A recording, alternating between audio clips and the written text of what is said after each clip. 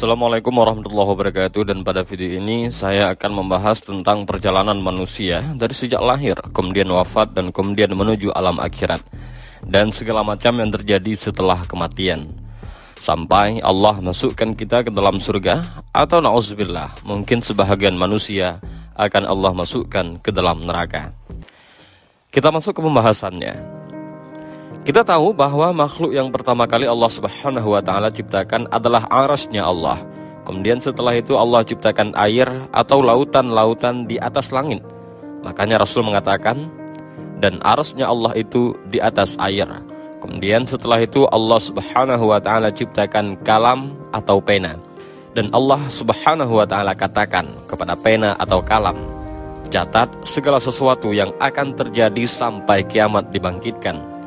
Maka kalam pun kemudian mencatat segala sesuatu yang kemudian diletakkan di sebuah papan yang disebut dengan lauh. Dan papan tersebut dijaga oleh para malaikat sehingga disebut lauh mahfuz.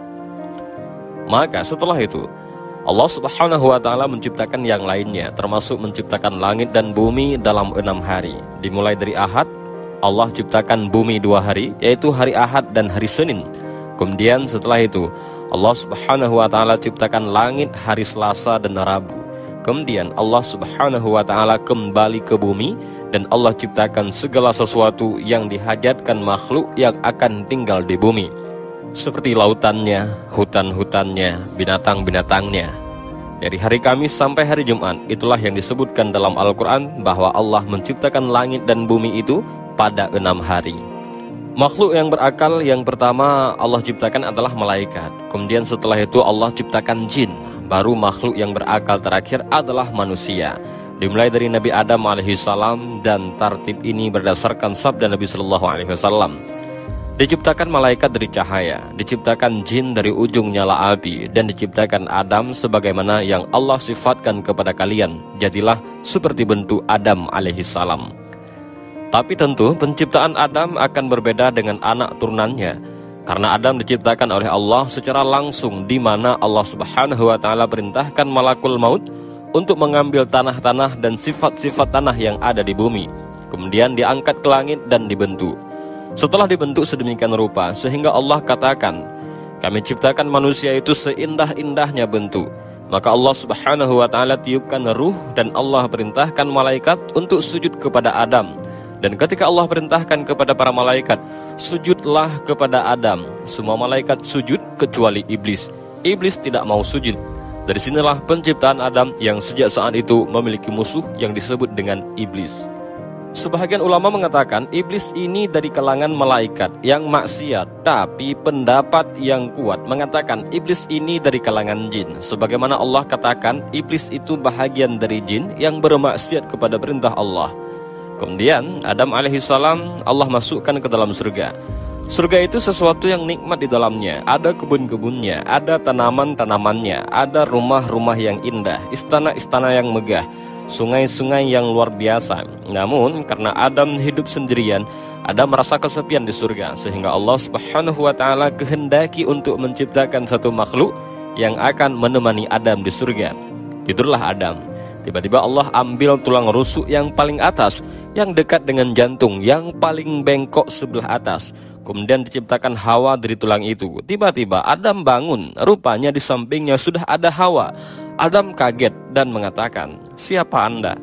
Maka wanita itu mengatakan, aku Hawa. Hawa itu oksigen artinya. Kenapa disebut dengan Hawa? Karena diciptakan dari benda yang hidup.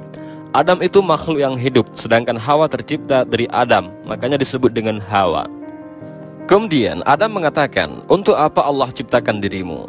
Allah mengatakan untuk menjadikan ketenangan bagimu, dan ketenangan itu mukjizat dari Allah Subhanahu wa Ta'ala. Dengan ketenangan itulah timbul rasa cinta dan kasih sayang. Dari sini Allah ciptakan Hawa untuk Adam supaya Adam tenang di surga. Tapi dengan hikmah Allah Subhanahu wa Ta'ala yang Allah kehendaki, yang sudah dicatat di Lauhul Mahfuz, Adam pun harus melakukan satu maksiat di surga. Ketika Allah Subhanahu wa Ta'ala katakan jangan dekat-dekat pohon ini, dekat saja tidak boleh, apalagi memakan. Begitu bahasa Al-Quran.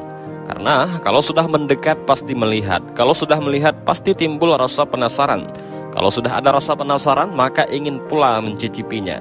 Akhirnya kemudian memakannya. Maka kemudian Allah Subhanahu wa taala usir Adam, Hawa dan iblis, dan Allah katakan, "Keluar kalian semua dari surga. Hei Adam, hei Hawa, hei iblis, keluar.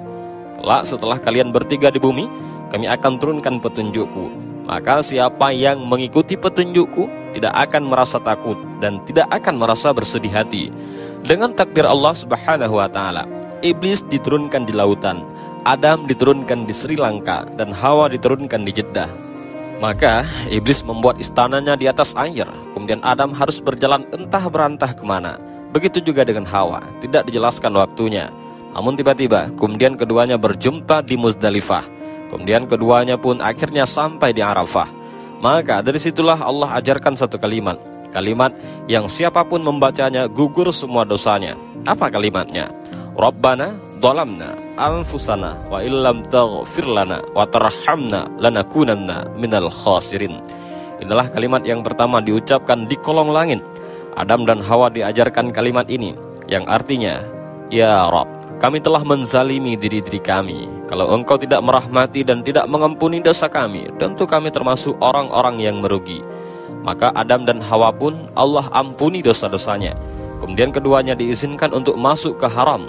Maka Adam pun menetap di tempat yang di situ dibangun Ka'bah hari ini. Itulah tempat pertama di bumi Allah diibadahi oleh manusia. Disitulah Adam beribadah bersama Hawa. Kemudian Allah Subhanahu wa taala takdirkan Adam berhubungan dengan Hawa. Dari sini anak turunan Adam penciptaannya berbeda. Sebagaimana hadis Abdullah bin Mas'ud radhiyallahu an, ketika Allah Subhanahu wa taala menciptakan manusia, pertama kali Allah pertemukan air sperma, kemudian masuk ke dalam rahim perempuan. Maka 40 hari menjadi segumpal nutfah sperma. Kemudian 40 hari berikutnya menjadi segumpal darah. Kemudian 40 hari berikutnya menjadi segumpal daging. Kemudian terangkailah badan manusia. Artinya, kalau sudah 4 bulan, sudah berbentuk lengkap janin itu, sudah jelas yang mana kepalanya, yang mana tangannya, yang mana kakinya, yang mana badannya, sudah jelas semua. Disitulah Allah tiupkan ruh lewat para malaikat, dan Allah perintahkan malaikat itu tiupkan ruh kepada janin itu. Kemudian catat rezekinya, catat amalannya, catat ajalnya, catat su'ul khotimah dan husnul khotimahnya. Maka setelah 9 bulan, maka lahirlah janin tersebut sampai menjadi manusia. Hawa melahirkan 20 kali, dan setiap kali lahiran selalu kembar. Sehingga anak Adam berjumlah 40 orang, yang terdiri dari 20 laki-laki dan 20 perempuan. Kemudian setelah anak-anak Adam tumbuh besar, kita tahu bahwa tujuan diciptakan manusia itu adalah manusia itu disebut khalifah. Karena Allah yang mengatakan khalifah itu artinya manusia, ini makhluk yang bergenerasi. Meninggal generasi pertama, lahir generasi kedua. Meninggal generasi kedua, lahir generasi ketiga, dan begitu seterusnya. Itu disebut dengan khalifah. Sehingga Adam harus punya keturunan, karena Adam tidak mungkin hidup selamanya. Anak-anaknya pun tidak mungkin hidup selamanya. Maka Allah syariatkan kepada anak-anak Adam untuk menikah, tetapi dengan cara silang pada waktu itu, di mana masing-masing kembaran tidak boleh menikah dengan kembarannya, tetapi disilangkan dengan kembaran yang lain. Maka anak terbesar yaitu Qabil dan adiknya itu Habil diperintahkan untuk menyilang. Tapi tiba-tiba Qabil ini terfitnah oleh iblis. Iblis datang kepada Qabil mewas-wasi Qabil karena selama ini iblis berusaha untuk menggoda Adam dan Hawa. Adam dan Hawa sudah kapok, tidak mungkin lagi digoda. Cukuplah godaan itu terjadi di surga, sehingga iblis tidak bisa menggoda Adam dan Hawa lagi. Akhirnya yang digoda adalah anak turunannya Adam. Datang kepada Qabil dan mengatakan, "Jangan mau dinikah silang. Itu kembaran si Habil jelek, kembaranmu cantik. Ngapain kau dapat yang jelek? Bagus yang cantik." Dari situ kita tahu bahwa tabiat laki-laki itu suka yang cantik. Kalau perempuan ganteng itu bonus, yang penting kaya. Cukup kalau perempuan. Kalau laki-laki yang penting cantik walaupun tidak kaya. Akhirnya Qabil pun menolak, seolah-olah ini keputusan bapaknya, bukan keputusan Allah. Nabi Adam bukanlah ayah yang diktator. Beliau berdoa kepada Allah untuk mencari solusi. Maka Allah Subhanahu wa taala perintahkan keduanya untuk berkurban, dan Allah katakan, "Ya Muhammad, bacakan kepada mereka tentang kisah 2 putra Adam yang dua-duanya berkurban untuk memperebutkan pasangannya. Allah terima salah satunya dan Allah tolak yang lainnya. Yang ditolak adalah kurbannya Qabil dan yang diterima adalah kurbannya Habil. Qabil marah dan mengatakan, "Saya akan bunuh kamu." Nah, karena Habil ini mewarisi sifat Adam, maka ia mengatakan, "Kalau engkau hendak membunuhku silahkan, tapi aku tidak akan membunuhmu karena aku takut kepada Allah Subhanahu wa Ta'ala." Dan betul saja, Qabil pun berhasil membunuh Habil. Jadi inilah pembunuhan pertama yang disebabkan hasad pertama di alam semesta. Maka meninggallah Habil. Dan Qabil ini pun bingung memikirkan bagaimana cara menyelenggarakan jenazahnya, karena belum pernah ada orang meninggal saat itu. Baru Habillah yang pertama kali meninggal. Mau diapakan jasad ini? Akhirnya kemudian Qabil melihat ada burung gagak yang sedang berkelahi dengan temannya. Kemudian dibunuh salah satu temannya. Kemudian dengan tangannya dikorek-koreklah tanah itu. Kemudian dimasukkan kawan yang dibunuhnya. Kemudian dipendam lagi. Kata Qabil, "Duhai kiranya aku bisa mengambil pelajaran dari gagak itu." Akhirnya dia pun menguburkan abangnya Habil seperti menguburkan burung gagak yang membunuh temannya. Maka singkat cerita, Adam pun sedih. Maka Qabil pun mengambil kembarannya kemudian berpisah dari kelompok Adam. Adam di atas perbukitan, Qabil pun membawa pasangannya ke lembah yang ada di bawah. Maka tidak lama setelah itu Adam pun meninggal. Hawa pun juga meninggal. Maka wasiat-wasiat Adam terus ditanamkan di anak didiknya sampai kepada Allah Subhanahu wa Ta'ala angkat nabi kedua setelah Adam yang namanya adalah Syed. Syed inilah yang menjaga kabilah Adam, sementara tidak diutus nabi kepada kabilah Qabil. Rusaklah Qabil dan semua anak cucunya. Dari sini terjadi antara hak dan yang batil sudah ada. Tapi ingat, belum terjadi kesyirikan di zaman itu. Mereka masih menyembah Allah, cuma merusak moralnya saja. Qabil dan turunannya, moralnya rusak, tetapi Syed dan kaumnya masih mengikuti wasiat Adam. Apalagi Syed diberikan suhuf oleh Allah Subhanahu wa Ta'ala untuk membimbing umatnya. Singkat cerita, akhirnya Syed meninggal dunia. Nabi setelah Syed adalah Idris. Idris terus berusaha untuk mendakwahi kaumnya dan juga kaum anak keturunan Qabil sampai akhirnya era Nuh alaihi salatu wassalam. Kemudian terjadilah banjir besar yang luar biasa. Azab sebahagian kaum Nuh. Akhirnya tidak ada yang hidup kecuali naik ke perahu Nabi Nuh alaihi salam. Nuh ini punya 3 putra, namanya Sam, Ham, dan Yafis. Setelah kapal Nuh kemudian bersandar di bukit Judih di Irak. Kemudian 3 putra ini menyebar ke seantero dunia. Sam melahirkan keturunan Arab, Ham melahirkan orang-orang yang berkulit hitam, kemudian Yafis ke daratan Asia. Lahirlah kita-kita ini keturunannya Yafis. Maka menyebarlah manusia kemana-mana. Kemudian diutus para nabi, 120.000 nabi diutus oleh Allah Subhanahu wa Ta'ala, dan 315 rasul yang Allah utuskan ke permukaan bumi. Walaupun Al-Quran hanya mencatat 25 nabi dan rasul. 18 nama diantaranya tercantum dalam satu surat, surat Al-An'am, dan lebihnya tersebar di beberapa surat dalam Al-Quran, sehingga genap menjadi 25 nabi dan rasul. Itu yang kita kenal. Yang tidak kita kenal banyak, ribuan nabi-nabi yang diutus kepada Bani Israel, sampai ditutup dengan kerasulan Nabi kita Muhammad sallallahu alaihi wasallam. Ketika kemudian Nabi sallallahu alaihi wasallam diutus, artinya sudah tidak ada lagi nabi, tidak ada rasul lagi, karena dialah penutup para nabi dan rasul. Maka dari sini kita baru paham ayat Al-Quran yang pertama kali saya jelaskan tadi, yang artinya siapapun yang mengikuti petunjukku, kata Allah, dia tidak mungkin takut dan tidak mungkin bersedih hati.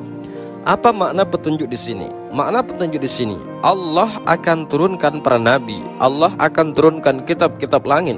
Kitab-kitab langit itu jumlahnya 104, yang 4 ma'ruf. Di sana ada Taurat dan Zabur dan Injil, ada Al-Quran. Dan yang 100 lagi tidak ma'ruf. Allah hanya menyebut dengan kalimat suhuf, sehingga Allah mengatakan di dalam Al-Quran, maka siapapun yang mengikuti petunjuk tak mungkin tersesat, tidak mungkin celaka di zamannya ketika Allah Subhanahu wa Ta'ala turunkan kitab Taurat. Kemudian diberikan kepada Musa, itulah petunjuk Allah. Maka di zaman itu siapa yang mengikuti Musa dan Taurat tidak mungkin tersesat, tidak mungkin celaka. Kemudian datang era Zabur dan Daud. Maka siapapun yang mengikuti Zabur dan juga Daud di zamannya, maka mereka tidak mungkin tersesat dan celaka. Kemudian datang era Injil dan Isa. Maka siapapun yang mengikuti Injil dan Isa di zamannya tidak mungkin sesat dan celaka. Kemudian yang terakhir, Allah turunkan Al-Quran dan Allah utus Nabi Muhammad SAW. Maka siapapun yang mengikuti Nabi Muhammad SAW dan Al-Quran tidak mungkin sesat dan celaka. Tetapi setiap para nabi diutus kepada kaumnya, hanya Nabi kita diutus kepada seluruh alam, manusianya dan jin.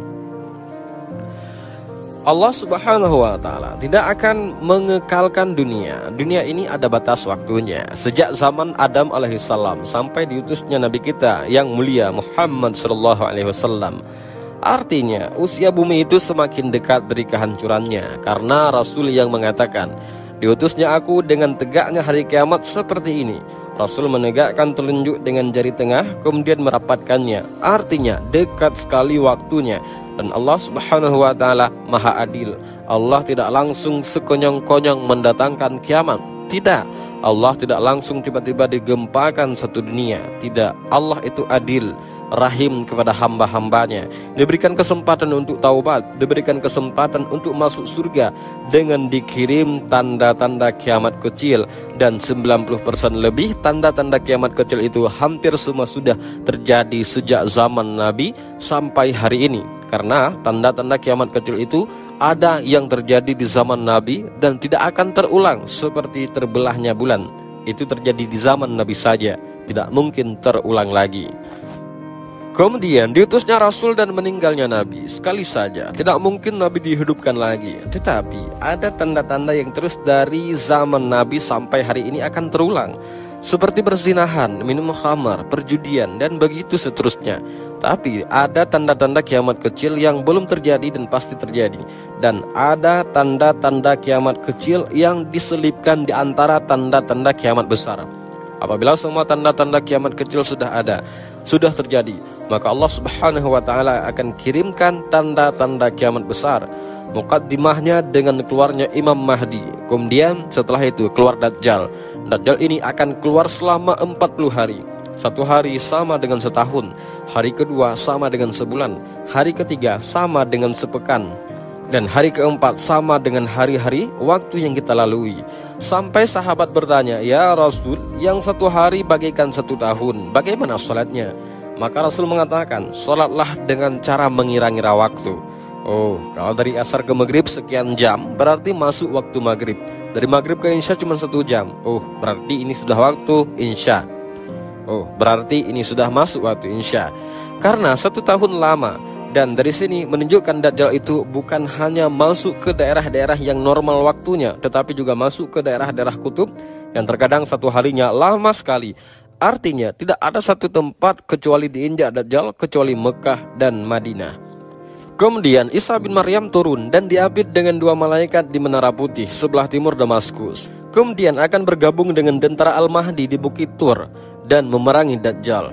Dan Isa berhasil membunuh Dajjal, mematahkan salib, membunuh babi, dan berhukum dengan hukum keadilan.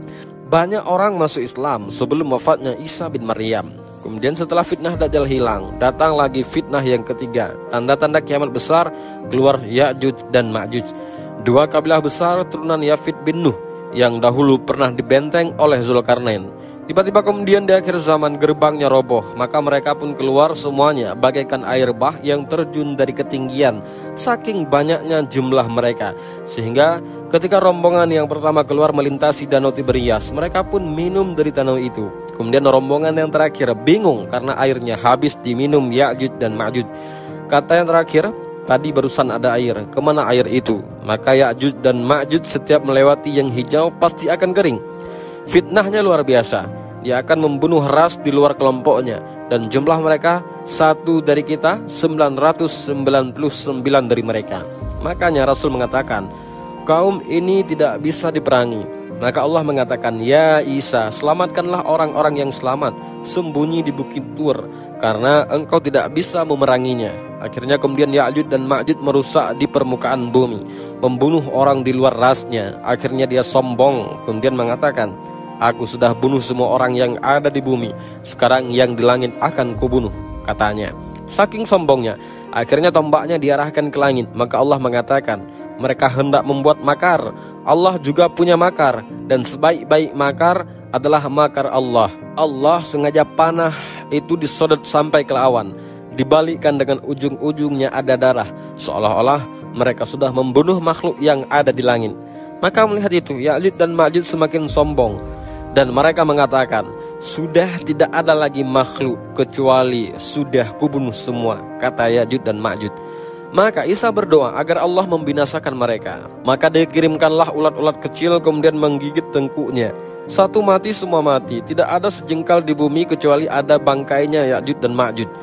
Kemudian bagaimana cara membersihkannya? Lalu Nabi Isa berdoa lagi kepada Allah agar membersihkan bangkai Ya'juj dan Ma'juj. Maka Allah mengirimkan burung-burung besar sebesar unta. Kemudian burung-burung itu mengambil bangkai Ya'juj dan Ma'juj, kemudian dibuang entah berantah ke laut mana. Akhirnya bumi bersih.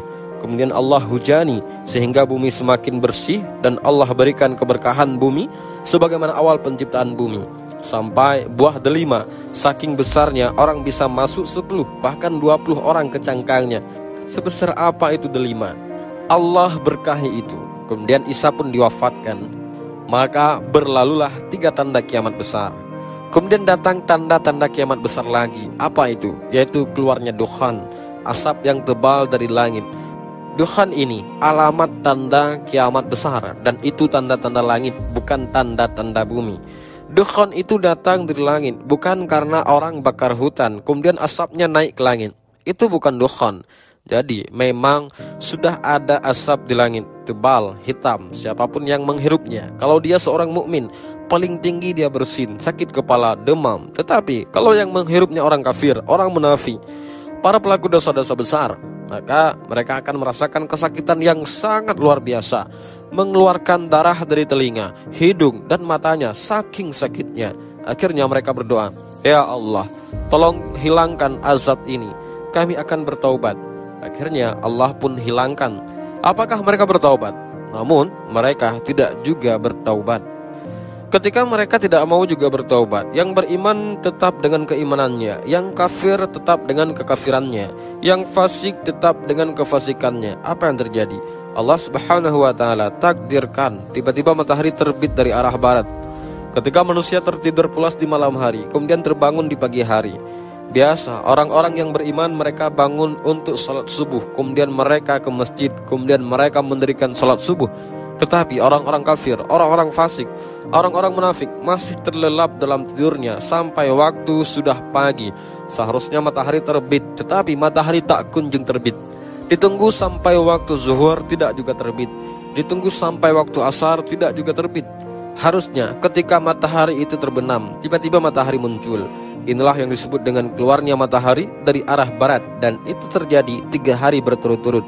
Kemudian manusia melihatnya menangis. Semua manusia menyesal. Orang-orang yang menyembah berhala dibuang berhalanya. Apa manfaat membuang berhala? Ustadz-ustadz pun, kiai-kiai pun sudah resign, sudah keluar, tidak menjadi ustadz lagi. Karena percuma berdakwah, pintu taubat sudah ditutup. Karena pintu taubat itu akan diterima di 2 waktu. Pertama, ketika nyawa belum sampai di tenggorokan. Yang kedua, matahari belum terbit dari arah barat. Kalau sudah nyawa di kerongkongan, matahari terbit dari arah barat, maka Allah mengatakan tidak akan bermanfaat iman kalian. Lalu apa gunanya bertaubat? Maka kemudian setelah 3 hari Allah munculkan lagi dabbatul ard, binatang yang muncul dari perut bumi yang bisa berbicara. Dalam hadis yang lemah ada yang mengatakan kisah Israiliyat, tangan kanan binatang itu memegang stempel Nabi Sulaiman dan tangan kirinya membawa tongkat Nabi Musa. Setiap berjumpa dengan orang mukmin distempel dahinya, maka bercahayalah mukanya orang mukmin. Setiap berjumpa dengan orang kafir dipukul dengan tongkat Musa sehingga gosong semua wajahnya. Dari situ hilanglah nama yang ada pada hari itu, hanya kalimat mukmin dan kafir. Setelah kemudian seluruh manusia ini sudah distempel sama binatang melata ini. Kemudian binatang melata ini pergi entah berantah kemana. Setelah itu kemudian muncul tanda-tanda yang ketujuh, yaitu terjadi gempa besar dari arah timur yang bukan hanya merobohkan satu desa, satu negara dirobohkan gara-gara gempa itu. Kemudian yang ke-8, setelah gempa itu dari arah timur, tiba-tiba terjadi gempa dahsyat lagi dari arah barat. Negara-negara jatuh gara-gara gempa itu. Dan kemudian yang ke-9, terjadilah gempa besar di Jazirah Arab. Inilah yang disabdakan Nabi SAW, gempa dari arah timur, gempa dari arah barat, gempa dari arah Jazirah Arab. Dan yang terakhir, munculnya api yang besar keluar dari perut Aden Yaman. Dan api ini keluar dari negeri Hijaz. Kemudian api ini bergabung di antara dua tempat ini, mengiring manusia satu dunia, kemudian mengarahkan mereka ke negeri Syam. Api ini tidak membakar manusia, tetapi dia membakar yang lainnya, karena tugasnya menggiring manusia sampai ke Syam. Setelah di Syam inilah yang disebut dengan Ardul Mahsyar, bumi perkumpulan manusia satu dunia di situ. Kemudian setelah itu Allah kirimkan angin yang sepoi-sepoi, yang sangat dingin angin ini. Angin ini masuk ke tiap-tiap orang yang masih punya iman walaupun sebiji zarrah. Kemudian Allah cabut nyawanya sehingga tidak ada yang beriman lagi di permukaan bumi. Disinilah Nabi mengatakan, tidak mungkin tegak hari kiamat kecuali orang-orang yang hidup di permukaan bumi ini tersisa orang-orang kafir. Jadi orang-orang yang beriman tidak akan merasakan kiamat karena sudah dimatikan semua dengan angin ini. Yang merasakan kiamat, hari yang dahsyat itu, hanya orang kafir yang Allah katakan pada hari ketika di mana Allah Subhanahu wa taala memerintahkan malaikat Israfil untuk meniup sangkal kala pertamanya. Apa yang terjadi? Ketika tiupan itu ditiup oleh Israfil, maka satu bumi akan digempakan. Maka semua air lautan ditumpahkan ke daratan. Terjadi tsunami yang dahsyat. Semua bintang-bintang akan dijatuhkan, dan semua gunung-gunung akan tercabut dari pasaknya, kemudian bergeser dari tempatnya. Kemudian diterbangkan gunung-gunung itu seperti kapas, kemudian dibentur-benturkan di langit, kemudian dikembalikan ke bumi, hanya tinggal tanah dan debu. Sehingga Allah Subhanahu wa taala mengatakan, gunung-gunung seperti bulu-bulu yang dihamburkan. Berapa hari penghancuran seperti ini? Nah, ketika terjadi hari kiamat, kehancuran alam semesta, maka Allah Subhanahu wa taala membuka seluruh pintu langit. Semua malaikat keluar dari langit-langit itu, karena langit akan digulung seperti kita menggulung kertas. Maka ketika itu betul-betul terjadi kiamat. Allah wafatkan semua para malaikat, Allah wafatkan semua jin, dan Allah wafatkan semua manusia. Tidak ada yang tersisa kecuali Allah Subhanahu wa taala izinkan untuk tidak dihancurkan pada hari kiamat. Seperti yang tidak dihancurkan adalah arasy, kursi, seperti lauh mahfud, seperti ruh, seperti tulang ekor manusia, itu tidak dihancurkan. Tetapi selain itu semua dihancurkan. Berapa lama? Menurut hadis Abu Hurairah mengatakan 40, tanpa menyebut 40 tahun, 40 bulan, 40 hari. Bisa 40 hari kehancuran alam semesta, bisa 40 bulan, bisa juga 40 tahun. Itu antara tiupan sangkal kala pertama ke tiupan sangkal kala kedua. Hancur semua alam semesta ini, hancur semuanya. Ini yang disebut dengan kiamat besar. Semua mati, jin-jinnya mati, malaikat-malaikat mati, manusianya mati. Yang meniup sangkal kala pun mati, malaikat maut mati. Ketika malakul maut datang kepada Allah dan mengatakan, siapa yang kau sisakan? Kau tidak cabut nyawanya. Kata malaikat maut, tinggal Jibril, Mikail, Israfil. Kata Allah, cabut semuanya. Maka Jibril dicabut nyawanya, Israfil dicabut nyawanya, Mikail dicabut nyawanya. Kemudian malakul maut datang kepada Allah. Allah berfirman, siapa lagi yang tersisa? Kata malakul maut, tidak ada ya Rabb kecuali hambamu yang fakir ini. Oh, kalau begitu mati kamu, kata Allah. Maka ketika di angka 40 terjadi kehancuran yang luar biasa, sudah tidak ada makhluk yang berakal lagi, bumi sudah hancur, langit sudah hancur, semuanya sudah hancur. Apa yang terjadi? Allah Subhanahu wa taala berteriak, kalian sudah tahu siapa yang berkuasa di alam semesta ini? Siapa pemilik alam semesta ini? Tidak ada yang menjawab. Tidak ada malaikat, tidak ada jin, tidak ada manusia, semua mati. Maka Allah menjawab sendiri, alam semesta ini pemiliknya hanya Zat yang Maha Satu, yang Maha Perkasa, Allah. Itulah yang difirmankan dalam surat Al-Fatihah. Itu makna dari Maliki Yaumiddin, Raja pada hari pembalasan. Maka setelah kemudian Allah Subhanahu wa taala atur kembali alam semesta untuk menjadi alam akhirat. Maka bumi yang kita pijak hari ini, Allah katakan, pada hari di mana bumi Allah hancurkan, kemudian Allah ganti dengan bumi yang baru. Kata para ulama, bukan bumi ini hilang, datang bumi baru. Tidak, bumi yang kita pijak ini pula bumi padang mahsyar, cuman bentuknya dirubah. Yang tadinya bulat kemudian dibentangkan, yang tadinya dilipat kemudian dibentangkan, sehingga bumi yang sekarang kita lihat ada bukit, ada gunung, ada lembah, ada tinggi, ada yang merendah. Nanti ketika Allah hancurkan, Allah ganti dengan bumi yang baru. Maka Allah hamparkan sehingga tidak ada lagi yang meninggi, tidak ada lagi yang merendah, tidak ada bukit, tidak ada lembah, dan tidak ada laut. Semua rata, tidak ada hutan, tidak ada gunung, rata semuanya. Kenapa Allah ratakan? Dan apabila bumi diratakan, supaya makhluk sejak Adam meninggal sampai terakhir mati muat di bumi itu. Sekarang bumi itu bentuknya bulat. Di bumi ini ada lautannya, di bumi ini ada hutannya, di bumi ini ada bukit, ada gunung. Tidak semua tempat dihuni manusia. Kalau seandainya bumi tidak dirubah, kemudian seluruh manusia dibentangkan sejak Adam sampai yang terakhir mati, tidak akan muat bumi ini.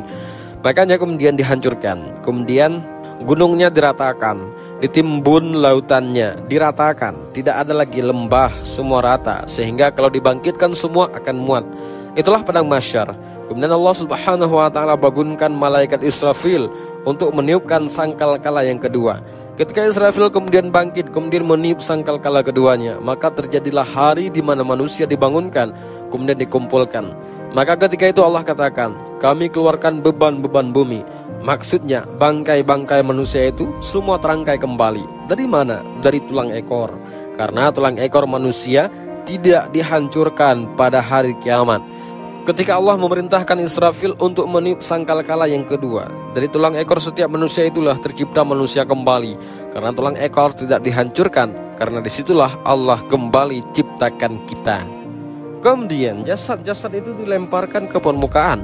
Bayangkan jasad-jasad dari zaman Adam sampai terakhir mati itu bergelimpangan di padang mahsyar. Maka Allah Subhanahu wa taala katakan, apabila ruh dilesatkan dari Illiyin, kalau ruhnya orang beriman, kemudian dilesatkan dari Sijjin, kalau ruhnya orang kafir, kemudian masuk ke jasad-jasad mereka tanpa tertukar jasadnya, disitulah manusia dibangkitkan. Ketika manusia dibangkitkan, orang-orang kafir ini digambarkan dalam surat Yasin, duhai celaka kami, siapa yang membangunkan kami dari tidur-tidur kami?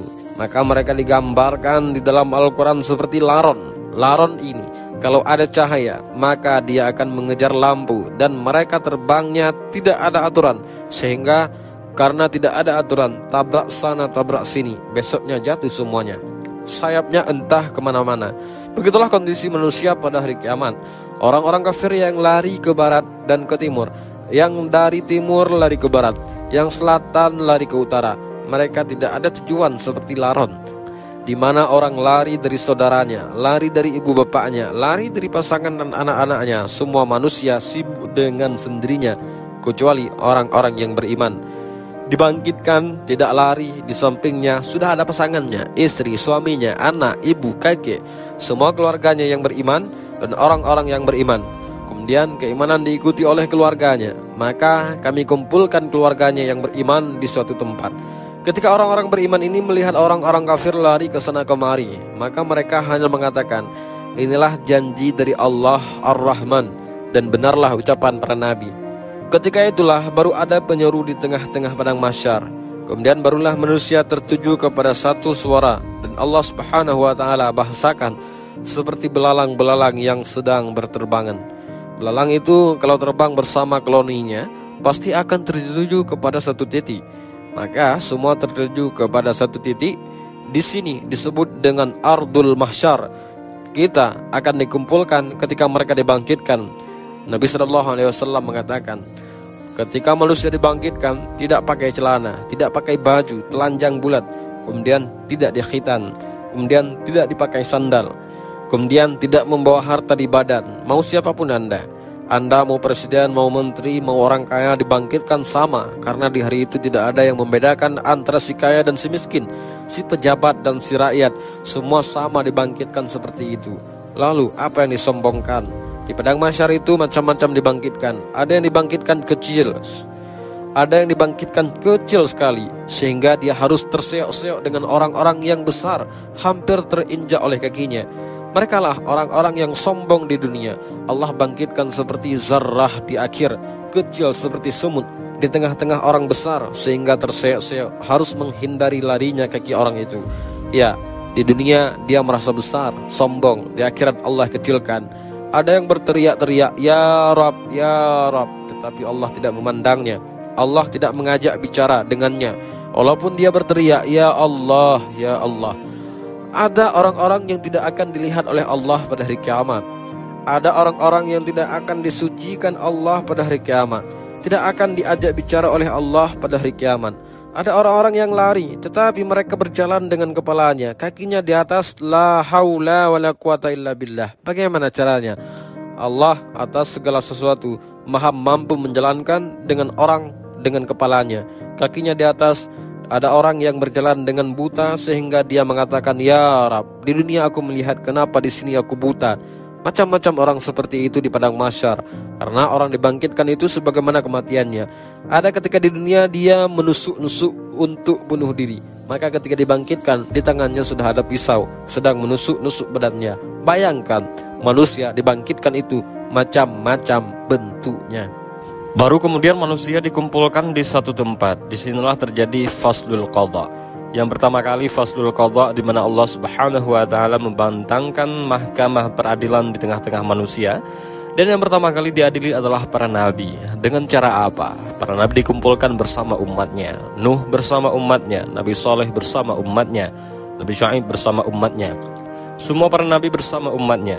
Kemudian Allah akan berkata kepada umatnya, "Ya umat Nuh, sudahkah Nuh menyampaikan risalahnya?" Orang-orang kafir dari umat Nuh mengatakan, "Ya Rabb, Nuh tidak pernah menyampaikan risalah kepada kami. Mereka hendak berdusta." Kemudian Allah mengatakan, "Ya Nuh, engkau belum pernah menyampaikan risalahku kepada mereka. Kenapa kau tidak sampaikan?" Maka Nuh mengatakan, "Ya Rabb, aku sudah sampaikan. Maka jika engkau tidak percaya, maka aku punya saksi." Maka Allah mengatakan, "Kalau begitu datangkan saksi." Maka Nuh alaihissalam meminta kepada Rasul kita Muhammad sallallahu alaihi wasallam untuk menjadi saksi bahwa Nuh telah menyampaikan risalahnya. Maka Allah panggil Rasul kita Muhammad sallallahu alaihi wasallam, "Ya Muhammad, kenapa engkau mau jadi saksi kepada Nuh? Bukankah usiamu dengan usia Nuh terpaut jauh dan engkau tidak hidup di zaman Nuh? Bagaimana kau akan menjadi saksi mereka?" Maka Rasulullah sallallahu alaihi wasallam mengatakan, "Ya Rabbku, aku memang tidak hidup di zaman Nabi Nuh, tetapi aku yakin bahwa Nuh sudah menyampaikan risalahnya." Maka Allah mengatakan, "Apa yang membuat Anda yakin bahwa Nuh telah menyampaikan risalahnya?" Maka Rasul mengatakan, "Karena engkau yang bicara seperti itu, ya Rabb." Kemudian Rasul membacakan surat Nuh, firman Allah dalam Al-Quran bahwa sudah menyampaikan risalahnya. Maka Allah mengatakan, "Benar engkau," dan mereka berdusta. Kemudian berpindah kepada nabi berikutnya, berpindah lagi kepada nabi berikutnya, sampai diakhiri dengan Nabi Isa bin Maryam, nabi yang terakhir dari nabi-nabi Bani Israel. Inilah isyarat bahwa nabi akan menjadi saksi bagi seluruh para nabi. Setelah para nabi kemudian dimintai pertanggungjawabannya, barulah Allah Subhanahu wa taala mengarah kepada umatnya, kepada kita semua. Baru Allah Subhanahu wa taala bertanya kepada kita. Disitulah yang disebut dengan al-ardu. Allah Subhanahu wa taala akan tampakkan kepada kita perbuatan kita di bumi. Allah tampakkan di akhirat. Allah tampakkan, kemudian Allah memberikan catatan kepada setiap hamba. Kalau Allah mengatakan, "Baca bukumu," maka dia pun membaca apa yang sudah dia lakukan. Ingat, khusus yaumul akhir, kekhususan hari kiamat, di mana Allah berikan memori hafalan manusia dikembalikan. Mereka kuat hafalannya, karena di akhirat Allah berikan kekuatan hafalan sejak kita bakil balik sampai kita diwafatkan. Hafal kita semua.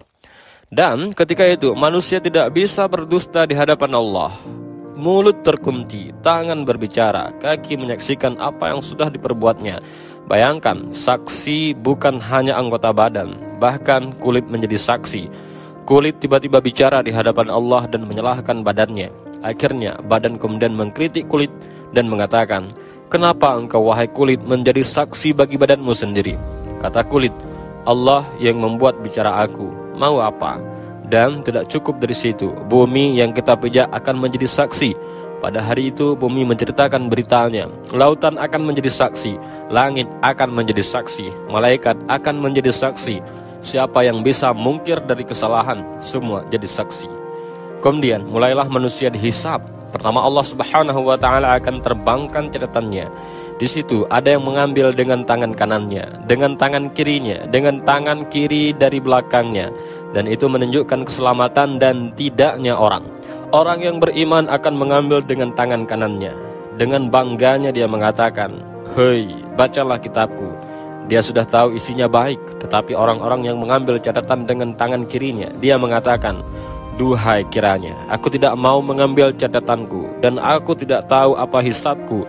Sampai terakhir dia mengatakan, "Duhai kiranya, kekuasaan yang aku bangga-banggakan di dunia tidak ada manfaatnya.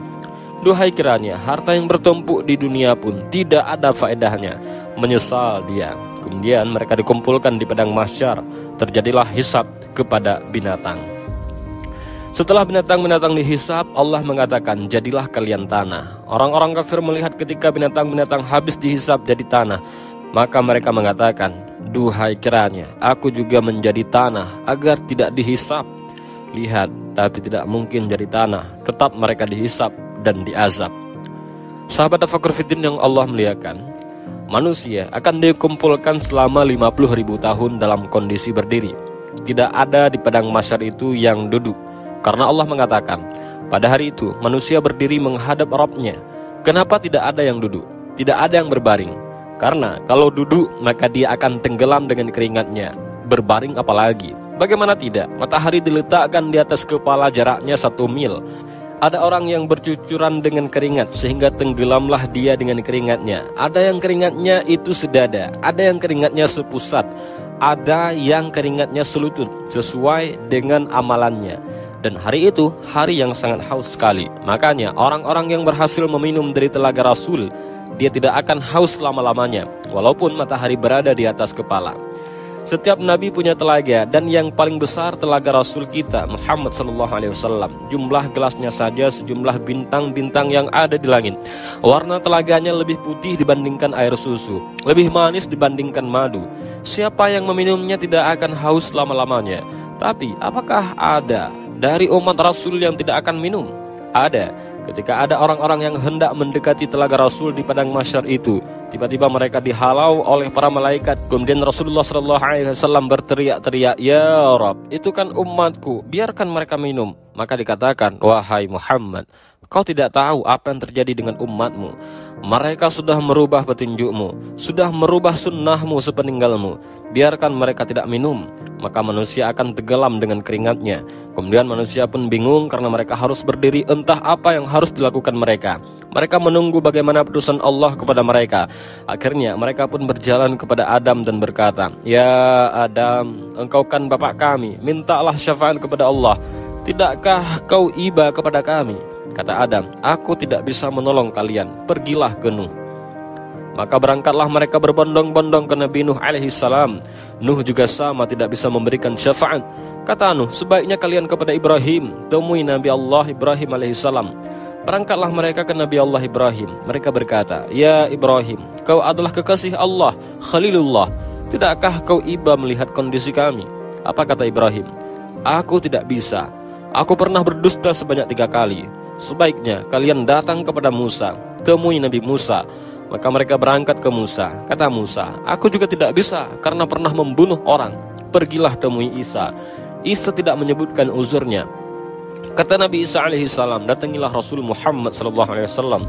Maka datanglah mereka beramai-ramai kepada Rasulullah. Baru kata Rasul, "Akan ku coba." Maka Rasul sujud di bawah arasy Allah dengan sujud yang lama, sampai Allah datang dan mengatakan, "Angkat kepalamu wahai Muhammad, katakan, kau didengar, minta kau diberi, minta syafaat kau diberi syafaat." Sahabat Tafakkur Fiddin yang Allah muliakan, kemudian kembali kepada proses hisab. Hisab ini ada 2 macam, ada yang hisabnya mudah, ada yang hisabnya sulit, dan ada kelompok-kelompok yang tidak dihisab. Karena Rasul SAW pernah ditampakkan dari 70.000 umatnya, mereka tidak dihisab, tidak diazab, langsung masuk surga. Kemudian ketika ditanya siapa mereka, orang-orang yang tidak dihisab itu, wahai Rasul, kata Rasul, orang yang tidak minta diruqyah, tidak minta dikai besi panas yang digunakan untuk pengobatan, dan tidak menjadikan sial dan hoki kepada sebuah benda atau suara, dan mereka senantiasa tawakal kepada Allah. Merekalah orang-orang yang masuk surga tanpa hisab dan azab, tidak akan dikumpulkan di padang-padang mahsyar, langsung masuk surga. Tetapi orang hisabnya sulit dan orang yang hisabnya mudah tetap di padang mahsyar. Cuman mereka tidak sampai 50.000 tahun, tergantung hisabnya. Kalau hisabnya mudah, sebentar saja. Karena umat Islam yang beriman hisabnya cepat. Allah hanya menghisab manusia itu setengah hari saja. Bagi orang yang beriman tidak sampai 50.000 tahun. Tetapi setengah hari kehidupan akhirat bila dibandingkan dengan kehidupan dunia sama dengan 500 tahun. Karena Allah mengatakan satu hari kehidupan akhirat sama dengan 1000 tahun kehidupan dunia. Berarti setengah harinya 500 tahun. Dan orang beriman yang mendapatkan hisab itu hanya dari ba'da zuhur kepada asar saja, setengah hari. Tetapi setengah hari kehidupan akhirat, bukan setengah hari kehidupan dunia. 500 tahun juga. Ketika semua manusia dihisab, maka datanglah mizan. Mizan itu adalah timbangan. Siapa yang berat timbangan baiknya, maka dia dalam kehidupan yang diridhai masuk surga. Tetapi siapa yang berat timbangan buruknya, dipastikan masuk neraka.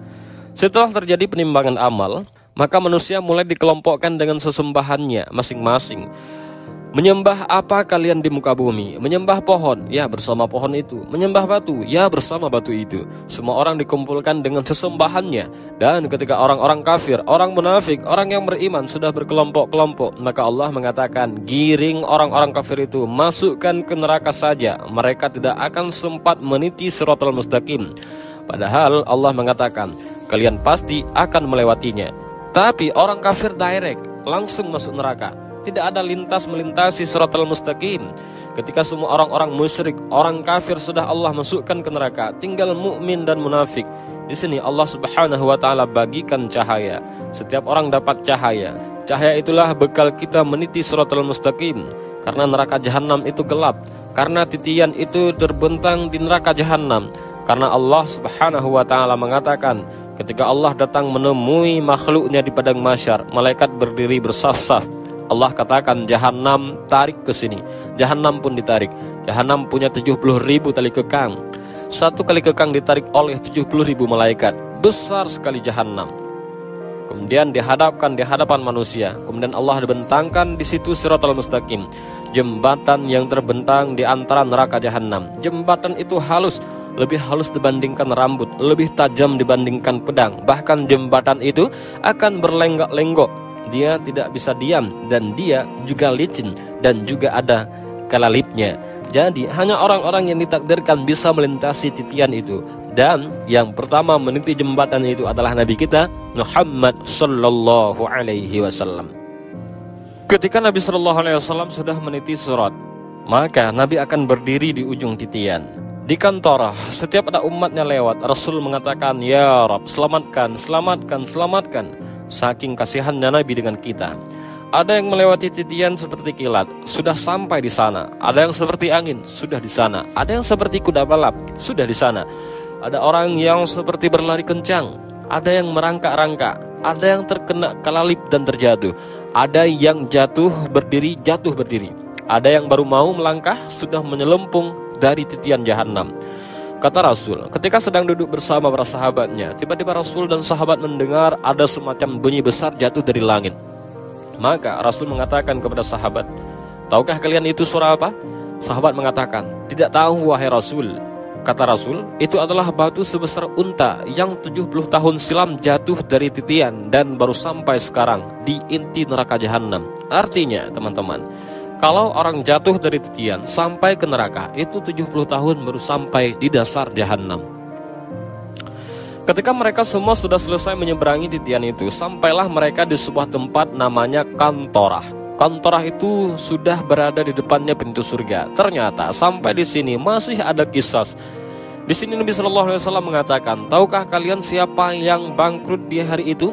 Kata sahabat, orang-orang yang gulung tikar, orang-orang yang usahanya bangkrut dan yang lainnya. Kata Rasul, bukan itu.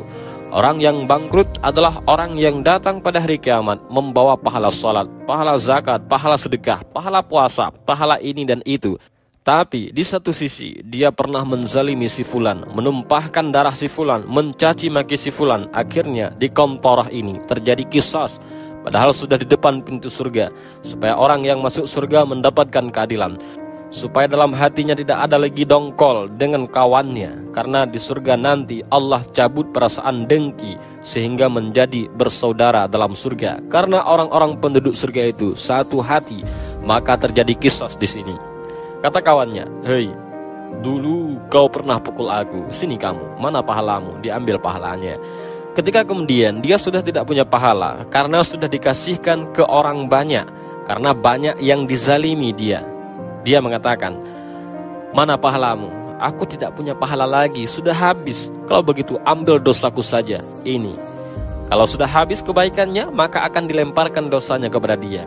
Padahal sudah dikontorah, dilempar lagi orang ini ke belakang, ke neraka.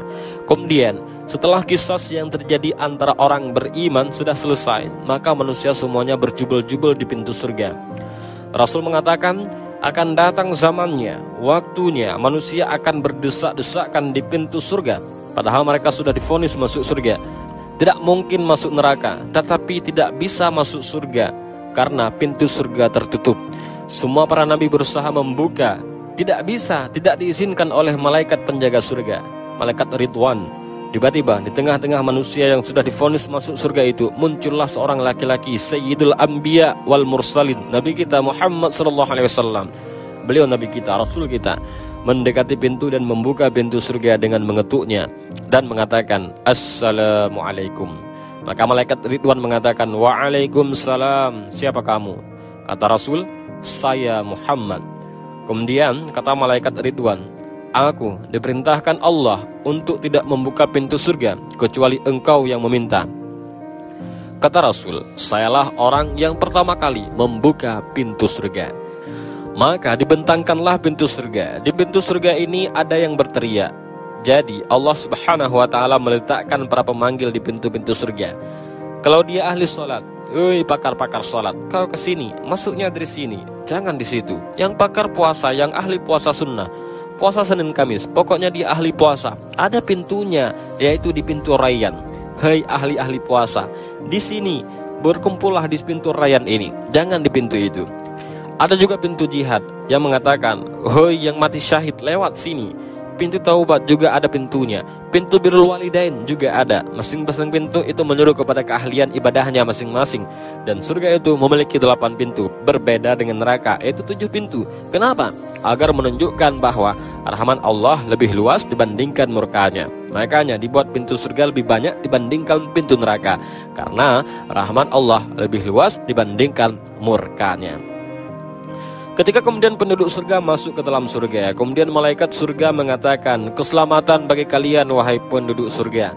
Pertama kali Allah mengucapkan salam, orang-orang tertentu saja yang mendapatkan salam di dunia itu, seperti Khadijah istri Nabi. Dan salam itu artinya adalah selamat, karena di surga tidak ada aib. Di surga itu semuanya selamat. Tidak ada orang yang lisannya kotor. Sampai kepada istri-istri itu tidak ada yang cemburu kalau kalian bersama bidadari, karena semua menjadi salam.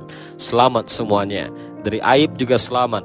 Di surga tidak kencing, tidak berak, tidak meludah, tidak mengeluarkan dahak. Pokoknya selamat badannya. Sampai-sampai ditanya, "Rasul, kalau hari-hari makan, minum, bagaimana beraknya? Bagaimana kencingnya?" Kemudian kata Rasul, berak dan kencingnya dengan keringat, dan keringatnya penduduk surga seperti minyak misik. Itulah berak dan kencingnya penduduk surga, harum sekali. Selamat badannya, wanitanya tidak haid, tidak ada yang nifas, tidak ada bau ketiak. Di surga itu semua wangi karena selamat badannya. Di surga tidak ada nenek-nenek. Semua nenek-nenek menjadi gadis-gadis, usianya 33 sampai 34 tahun. Semua sama usianya seperti itu. Dan surga itu nikmatnya bertambah-tambah. Di surga ada sebuah pasar. Pasar ini setiap Jumat kalau di bumi. Nah, kalau di surga namanya Yaumul Mazid, yaitu hari tambahan nikmat. Semua penduduk surga ke pasar. Yang laki-lakinya berjumpa dengan kawan-kawannya di pasar itu, kemudian ngobrol, cerita pengalaman kalian di dunia. Dia ingat kegiatannya di dunia. Kita kan pernah ngaji dulu sama-sama, akan teringat dengan kehidupan dunia. Jadi pembicaraannya nanti di pasar itu pembicaraan kita di dunia. Bercandaan kita semua akan dibicarakan di pasar surga itu. Pasar surga itu tidak ada jual beli, hanya untuk berjumpa dengan kawannya, ngobrol, minum, makan di situ enak-enak. Kemudian sebelum pulang tiba-tiba Allah Subhanahu wa taala hempaskan angin membawa debu, kemudian mengenai jasad-jasad orang yang ada di pesar surga itu. Maka dia akan bertambah gantengnya, bertambah sehatnya, bertambah kekarnya, bertambah indah. Ketika pulang, istrinya tidak kenal. "Wahai suamiku, kenapa kau makin tampan, makin ganteng, makin ini dan itu?" Kata suaminya, "Kau juga istriku, kenapa semakin cantik?" Dan Masya Allah, jadi setiap minggu kenikmatan itu bertambah, bertambah terus dan bertambah. Dan makanan hari ini kalau dimakan besok akan lebih nikmat, kalau dimakan lusa lebih nikmat, dimakan lusanya lagi lebih nikmat lagi, makin nikmat. Kalau di dunia makanan dibiarkan beberapa hari sudah tidak bisa dimakan, di surga itu makin hari makin nikmat, makin hari makin ganteng. Ketika orang masuk surga, pertama yang dimakan apa dan pertama yang diminum apa? Ada yang mengatakan pertama dimakan itu hatinya ikan paus. Tentu ikan paus akhirat, bukan ikan paus dunia. Kemudian minumnya air jahe, jahenya jahe surga. Kata Abdullah bin Abbas, dunia dan surga itu hanya mirip nama, tapi hakikatnya berbeda. Di dunia ada jahe, air jahe, wedang jahe. Di surga ada wedang jahe, hanya kesamaan nama, tetapi hakikatnya berbeda. Kenikmatan di surga itu tidak bisa dilihat mata, didengar telinga, terlintas pun tidak. Bagaimana cara menggambarkannya? Jadi hanya kemiripan nama saja. Di surga ada pisang, di dunia ada pisang. Tetapi pisang di surga beda rasanya. Di surga ada madu, di dunia ada madu, beda madu surga. Di surga ada khamar, di dunia juga ada khamar, tetapi beda hakikatnya. Khamar di dunia ini paling rendah sakit kepala orang yang minum, paling tinggi teler tidur. Tetapi khamar di surga itu lezat bagi peminumnya, sangat lezat. Dan di surga Allah Subhanahu wa taala beruntukkan satu orang mendapatkan 2 istana minimalnya. Karena Allah mengatakan bagi orang yang takut Allah, Allah akan sediakan 2 istana dan dia akan mendapatkan nikmat yang besar sebagaimana ahlun nar akan mendapatkan azab yang besar. Ketika penduduk surga sudah masuk ke surga, penduduk neraka sudah masuk ke neraka, maka akan didatangkan kematian dalam bentuk kambing gibas. Diberdirikan antara surga dan neraka, kemudian disembelihlah kematian itu sehingga tidak ada kematian lagi. Maka datanglah penyeru kepada penduduk surga, "Hei penduduk surga, tidak ada kematian. Hei penduduk neraka, tidak ada kematian, kekal kalian selama-lamanya." Maka penduduk surga akan mendapatkan nikmat selama-lamanya, dan penduduk neraka mereka akan mendapatkan azab selama-lamanya. Dan itulah ringkasan perjalanan manusia dari kelahiran sampai wafat, sampai di padang mahsyar, sampai masuk ke dalam surga dan neraka. Tentu yang saya ceritakan ini bahagian kecil, hanya gambaran saja, karena hakikatnya jauh dibandingkan yang diceritakan. Sehebat apapun orang yang menggambarkan surga, surga menyelisihi gambarannya, karena surga tidak bisa dibayangkan. Kita hanya menukilkan sabda-sabda Nabi, ayat-ayat Al-Quran. Beginilah gambaran surga, karena tidak semua dibentangkan. Oleh karena itulah perlu keimanan yang kuat tentang hari akhir. Makanya satu di antara rukun-rukun iman yaitu percaya kepada hari akhir. Dan demikian video ini, mudah-mudahan bermanfaat. Wallahu a'lam bishawab. Assalamualaikum warahmatullahi wabarakatuh.